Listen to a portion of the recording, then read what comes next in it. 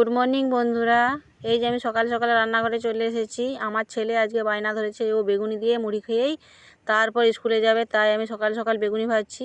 অবশ্য ওর জন্য একা নয়, বাড়ির সবার জন্যই ভাজছি। আবার মজুর আছে, ধান কাটার যে মেশিন নিয়ে এসছে তারাও আমাদের বাড়িতে মুড়ি খায়, সেই তাদের জন্যও বেগুনি হচ্ছে। অনেকগুলো বেগুনি ভাজতে হবে। আর ছেলে বলছে আজকে টিফিনে চিড়ের পোহা নিয়ে যাবে, তার জন্য চিড়ের পোহা হবে। সেই জন্য আবার একটা কড়া বসিয়ে নিয়েছি পাশে। আর চিড়ে পোহা বানানোর জন্য যে কারি পাতা দিয়ে দিলাম, লঙ্কা ফোড়ন দিয়েছি, কাজু কিশমিশ বাদাম দিয়ে ভালো করে নাড়াচাড়া করে নিচ্ছি।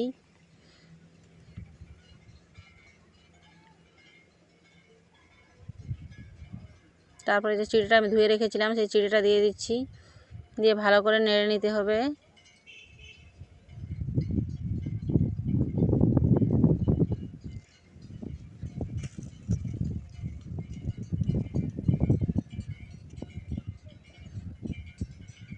এই যে আমার চিড়ের পোহা রেডি হয়ে গেছে, আমার ছেলে টিফিনে নিয়ে যাবে।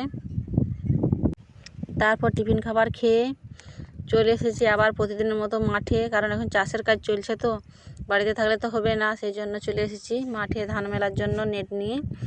আর এই যে মাঠে এখনও মানে রাত্রে এগুলো সব ধানগুলো মেলাই ছিল, আমাদের মাঠে ধান যেগুলো মেলা থাকেই, তুলে নিয়ে যায় না। তো এখানে আছে ধান, তো আমাদের এইখানে ছিল। এবার আমাদেরকে যেহেতু নেট আমরা বাড়ি নিয়ে চলে গেছিলাম, তাই আমাদের এইখান থেকে এবারে অন্য জায়গায় নেট মেলতে হবে। এই যে আমাদের নেট মেলা কমপ্লিট হয়ে গেছে। এই যে আমাদের ধান এখনও আসেনি, তাই বসেছিলাম। তো আমার যা এসে বলছে যে একটু রিলস বানাও, তাই দুজনে মিলে একটা রিলস বানাচ্ছিলাম এই যে গাছের তলায় বসে বসে। এখনও ধান আসেনি সেই জন্য। তারপরে যে আমাদের ধান চলে এসেছে, তো এই যে ধান ঢালা হচ্ছে।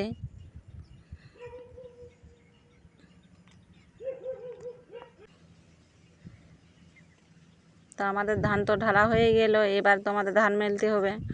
তাই আমি আর এই যে আমাদের বাড়িতে একটা মজুর ছিল, দুজনে মিলে শুরু করে দিয়েছি ধান মেলতে। ধান মেলা চলছে,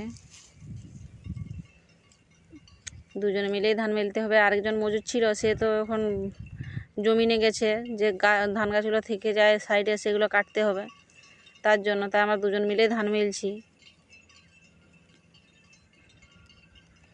কবে যে শেষ হবে এই মাঠের কাজ, মানে আর ভালো লাগছে না। অনেক দিন হয়ে গেল, তো আজ 5-6 দিন ধরে এই মাঠেই থাকি।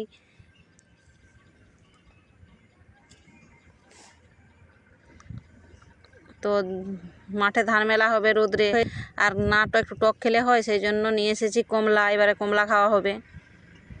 তারপর বাড়িতে এসে যে দুপুরে স্নান করে খাবার খেয়ে নিলাম। তারপর আবার মাঠে চলে এসেছি বিকেলবেলা। এই যে ভাগ্নিকে নিয়ে এসেছি স্নান টান করে, তারপরে খাবার খেয়ে যে এসেছি ভাগ্নিকে নিয়ে।